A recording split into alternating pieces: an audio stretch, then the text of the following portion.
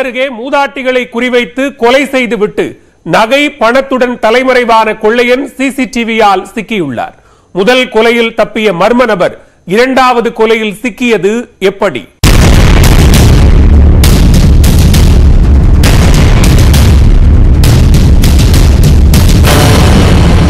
சிம்பிளாக 100 ரூபாய் குடையை வைத்து அத்தனை சிசிடிவி கேமராக்களையும் ஏமாற்றிவிட்டு மூதாட்டியை கொலை செய்த மர்ம நபரின் சிசிடிவி காட்சி இது. திட்டம் போட்டு கொலையை அரங்கேற்றியவர் சிசிடிவி காட்சிகளால் சிக்கிக் கொண்டது எப்படி? சென்னை ஆதம்பாக்கத்தை அடுத்த தில்லை கங்கா நகரைச் சேர்ந்தவர்கள் ஸ்ரீராம் பானு தம்பதி. ஸ்ரீராம் பல்லாவரத்தில் உள்ள தனியார் நிறுவனத்திலும் பானு LICயிலும் பணிபுரிந்து வருகின்றனர். வெள்ளியன்று காலை இருவரும் வேலைக்கு சென்ற நிலையில் வீட்டில் ஸ்ரீராமின் தாயார் சிவகாம சுந்தரி மட்டும் தனியாக இருந்தார். மாலை பணி முடிந்து இருவரும் வீட்டிற்கு வந்து பார்த்தபோது சிவகாம சுந்தரி உயிரிழந்து கிடந்தது கண்டு அதிர்ச்சி அடைந்தனர். வீட்டில் இருந்து பீரோ உடைக்கப்பட்டு 2,50,000 ரூபாய் பணம் திருடப்பட்டிருந்தது.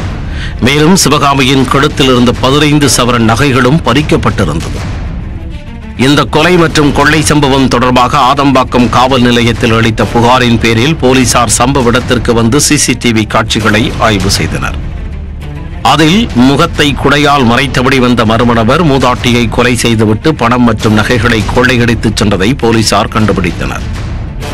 சிசிடிவி கேமரா எங்கு உள்ளது என்பதை சரியாக கணித்து குடையை வைத்து கொள்ளையன் மறைத்தபடி வந்ததால் ஏற்கனவே வீட்டை நோட்டமிட்ட நபர்தான் கொள்ளையை அரங்கேற்றி இருக்கிறார் என போலீசார் கணித்தனர்.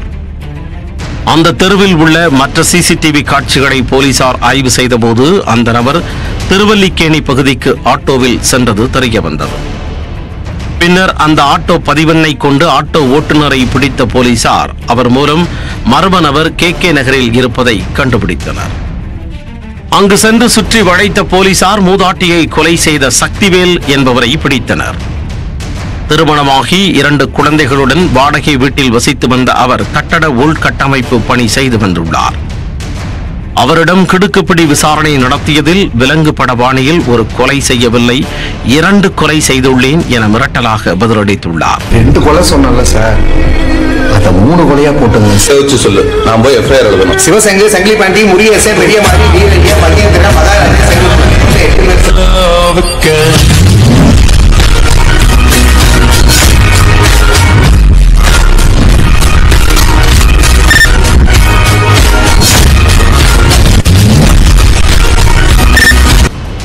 கடந்த 2021ஆம் ஆண்டு கொரோனா காலகட்டத்தில் வேலை இல்லாததால் பணம் தட்டுப்பாடு ஏற்பட்டு குடும்பத்தை கவனிக்க முடியாத நிலை ஏற்பட்டுள்ளது.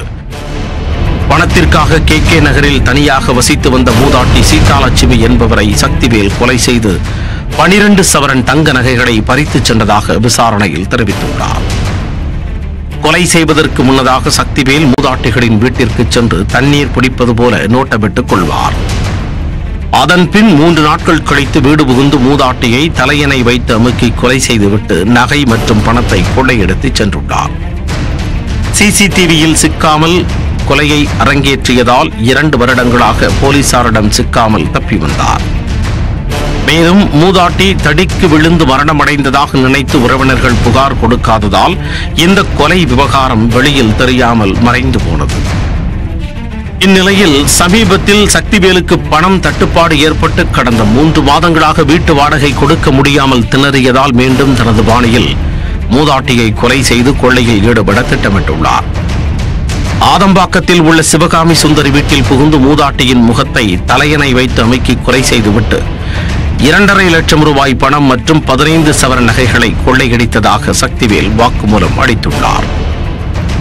கொள்ளையடித்த பணத்தை எடுத்துச் சென்று திருவல்லிக்கேணியில் உள்ள வீட்டு உரிமையாளரிடம் வாடகை பணத்தை கொடுக்கச் சென்ற போது சிசிடிவி காட்சிகளில் சிக்கிக் கொண்டதாக விசாரணையில் தெரிவித்துள்ளார்.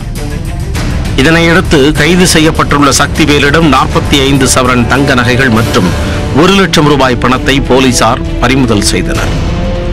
மீதமுள்ள நகை பணத்தை மீட்கும் பணியில் போலீசார் ஈடுபட்டு வருகின்றனர். இதேபோல வேறு மூதாட்டிகளை சக்திவேல் கொலை செய்துள்ளாரா என்ற கோணத்திலும் போலீசார் தொடர்ந்து விசாரித்து வருகின்றனர்.